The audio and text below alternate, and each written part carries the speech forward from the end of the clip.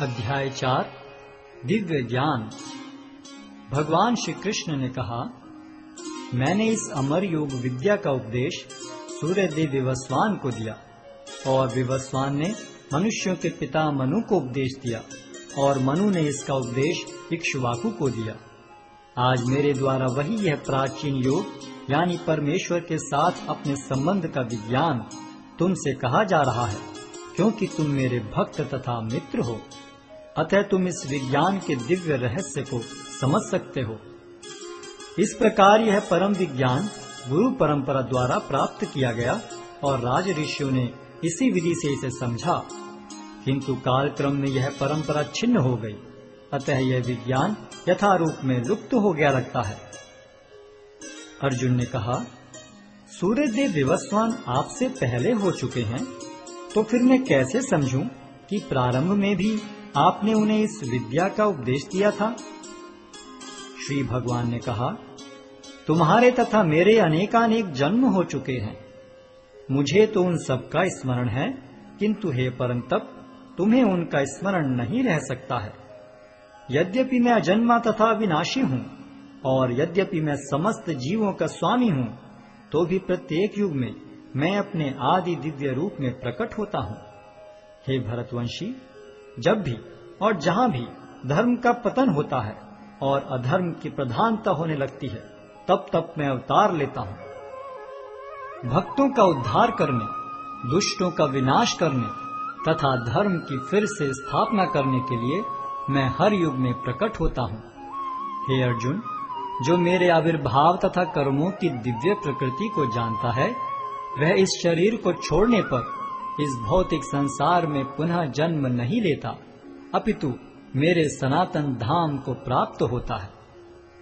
आसक्ति, भय तथा क्रोध से मुक्त होकर, मुझ में पूर्णतया तन्मय होकर और मेरी शरण में आकर बहुत से व्यक्ति भूतकाल में मेरे ज्ञान से पवित्र हो चुके हैं।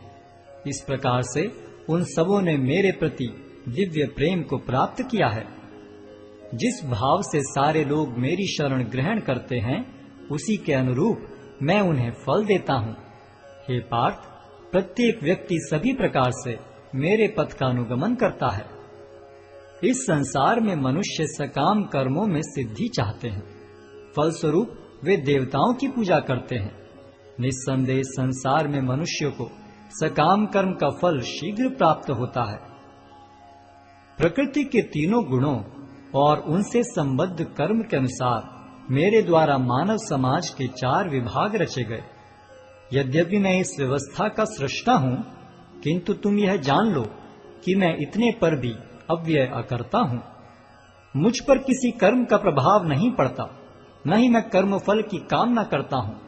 जो मेरे संबंध में इस सत्य को जानता है, वह भी कर्मों के फल के पाश में नहीं बंधता। प्राचीन काल में समस्त मुक्तात्माओं ने मेरी दिव्य प्रकृति को जान करके ही कर्म किया।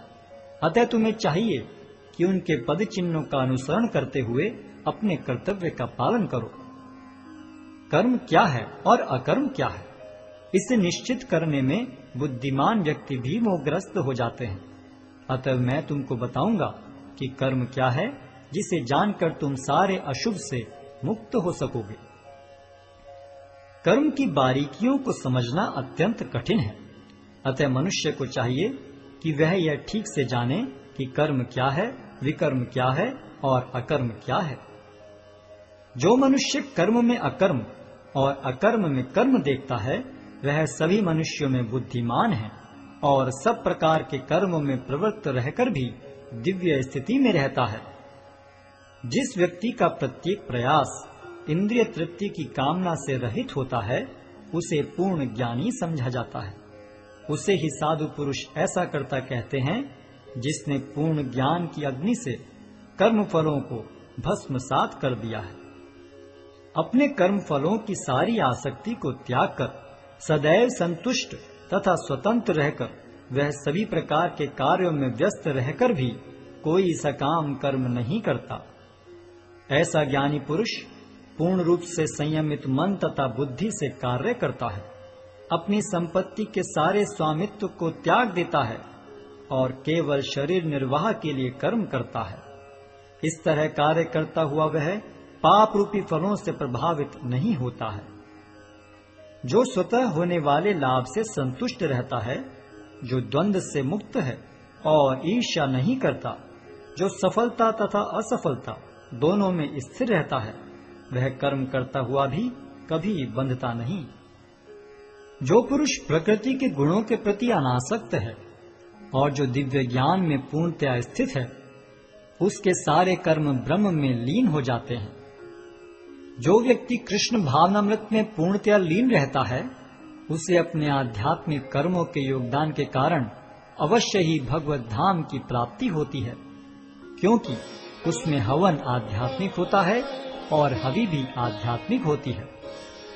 कुछ योगी विभिन्न प्रकार के यज्ञों द्वारा देवताओं की भली भांति पूजा करते हैं और कुछ परब्रह्म रूपी अग्नि में आहुति डालते हैं। इनमें से कुछ विशुद्ध ब्रह्मचारी श्रवणादि क्रियाओं तथा इंद्रियों को मन के नियंत्रण रूपी अग्नि में स्वाहा कर देते हैं, तो दूसरे लोग इंद्रिय विषयों को इंद्रियों की अग्नि में स्वाहा कर देते हैं।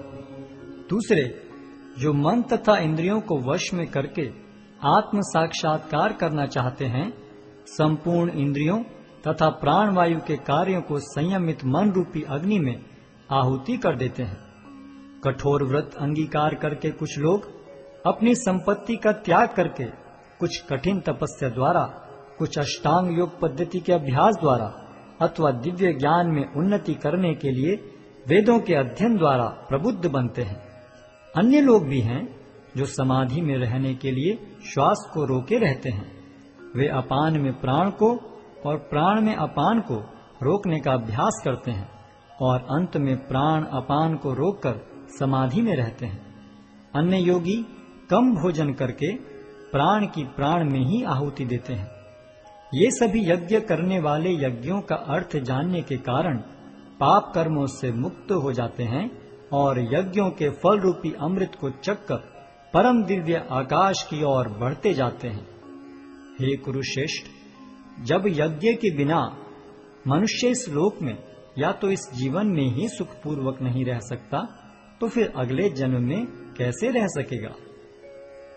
ये विभिन्न प्रकार के यज्ञ वेद सम्मत हैं और ये सभी विभिन्न प्रकार के कर्मों से उत्पन्न हैं।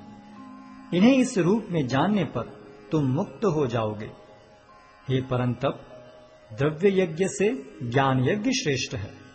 हे पार्थ, अंततो गत्वा सारे कर्म यज्ञों का अवसान दिव्य ज्ञान में होता है। तुम गुरु के पास जाकर सत्य को जानने का प्रयास करो, उनसे विनीत होकर जिज्ञासा करो और उनकी सेवा करो। स्वरूप सिद्ध व्यक्ति तुम्हें ज्ञान प्रदान कर सकते हैं, क्योंकि उन्होंने सत्य का दर्शन किया है। स्वरूप सिद्ध व्यक्ति से वास्तविक ज्ञान प्राप्त कर चुकने पर तुम पुनः कभी ऐसे मोह को प्राप्त नहीं होगे, क्योंकि इस ज्ञान के द्वारा तुम देख सकोगे कि सभी जीव परमात्मा के अंश स्वरूप हैं, अर्थात वे सब मेरे हैं। यदि तुम्हें समस्त पापियों में भी सर्वाधिक पापी समझा जाए, तो भी तुम दिव्य ज्ञान रूपी नाव में स्थित होकर दुख सागर को पार करने में समर्थ होगे। जैसे प्रज्वलित अग्नि ईंधन को भस्म कर देती है, उसी तरह हे अर्जुन, ज्ञान रूपी अग्नि भौतिक कर्मों के समस्त फलों को जला डालती है। इस संसार में दिव्य ज्ञान के समान कुछ भी उदात्त तथा शुद्ध नहीं है। ऐसा ज्ञान समस्त योग का परिपक्व फल है। जो व्यक्ति भक्ति में सिद्ध हो जाता है, वह यथा समय अपने अंतर में इस ज्ञान का आस्वादन करता है। जो श्रद्धालु दिव्य ज्ञान में समर्पित हैं और जिसने इंद्रियों को वश में कर लिया है, वह इस ज्ञान को प्राप्त करने का अधिकारी है और इसे प्राप्त करते ही वह तुरंत आध्यात्मिक शांति को प्राप्त होता है। किंतु जो अज्ञानी तथा श्रद्धा विहीन व्यक्ति शास्त्रों में संदेह करते हैं, वे भगवत भावनामृत नहीं प्राप्त करते, अपितु नीचे गिर जाते हैं। संशयात्मा के लिए न तो इस लोक में न ही परलोक में कोई सुख है। जो व्यक्ति अपने कर्म फलों का परित्याग करते हुए भक्ति करता है और जिसके संशय दिव्य ज्ञान द्वारा विनष्ट हो चुके हैं, वही वास्तव में आत्मपरायण है। हे धनंजय, वह कर्मों के बंधन से नहीं बंधता। अतएव तुम्हारे हृदय में अज्ञान के कारण जो संशय उठे हैं, उन्हें ज्ञान रूपी शस्त्र से काट डालो। हे भारत, तुम योग से समन्वित होकर खड़े हो और युद्ध करो।